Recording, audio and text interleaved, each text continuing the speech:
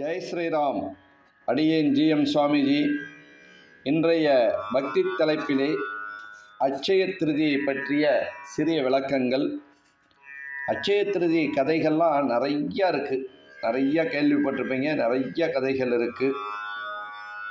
இருப்பினும் கூட இந்த அட்சய திருதிங்கிறது ரொம்ப ரொம்ப ரொம்ப ரொம்ப விசேஷமானது. குபேர லட்சுமிக்கு விசேஷமான ஒரு சிறப்பான நன்னாளாகும். அப்பேற்பட்ட இந்த நன்னாளிலே சிறப்பு பூஜைகள் செய்வது உன்னதமான ஒரு பலன்கள். அதாவது அமாவாசை வரும்போது சித்திரை மாதத்திலே அமாவாசையிலேருந்து 3வது நாள் வளர்ப்பிறையிலே வரக்கூடியது அட்சய திருதியை என்று சொல்லக்கூடியது.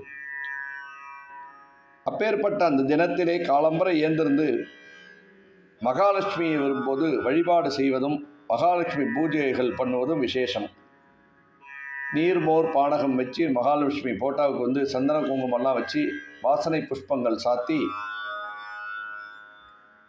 அதுக்கு வரும்போது நீர்மோர் பானகம் மற்றும் கேசரி பாயசங்கள், பால் பாயசம் இதெல்லாம் வச்சு நைவேத்தியங்கள் செய்து விநியோகம் பண்ணுவது உன்னதமான ஒரு பலன்கள் என்று சொல்லலாம். இன்னைக்கு எந்த அளவுக்கு நம்ம பொருள்கள் வாங்குகிறோம் அப்படிங்கிறது ஒரு பக்கம். வசதி உள்ளவா வரும்போது பொருள்கள் தங்கம் வெள்ளி எல்லாம் வாங்கலாம். வசதி இல்லாதவர்கள் வீட்டில் வரும்போது மெயினாக உப்புக்கள் வாங்கணும். உப்புகள் மகாலட்சுமி வாசம் பண்ணுறா. அதனால் உப்பு 1 கிலோ வாங்கி வீட்டில் வைக்கிறதோ 2 கிலோ வாங்கி வைக்கிறதோ விசேஷமானது. அப்பேற்பட்ட நன்னாளிலே தான தர்மங்கள் தான் ரொம்ப ரொம்ப முக்கியம். அதாவது வாங்கிறது அப்படிங்கிறது 2 மடங்காகும். தானங்கள் பண்ணுறது 3 மடங்கு பலனை கொடுக்கும்னு சொன்னான். இந்த ஒரு தானம் ஒன்று பண்ணினோம்னா அது 3 மடங்கு அதோட பலன் கிடைக்கிறதாக புராண கதையிலே நிறைய சொல்லக்கூடியது. அப்பேற்பட்ட உன்னதமான நாளிலே நாம் முடிந்த அளவுக்கு தானம் செய்வது உன்னதமான ஒரு பலன்கள். யாவால் அதில் என்ன முடியுதோ அதை கொடுக்கலாம். அதனால் அன்னதானம் செய்வது ரொம்ப விசேஷம். வஸ்திர தானம் செய்வது, ஏழை எளியோர்களுக்கு வஸ்திர தானம் செய்வது ரொம்ப நல்லது. வசதி உள்ளவர்கள் வரும்போது நகை தானம், பொன் தானம் இதெல்லாம் செய்யலாம். வசதி இல்லாதவர்களுக்கு என்ன முடியுதோ செய்யலாம். கோடைக்காலமாக இருப்பதனால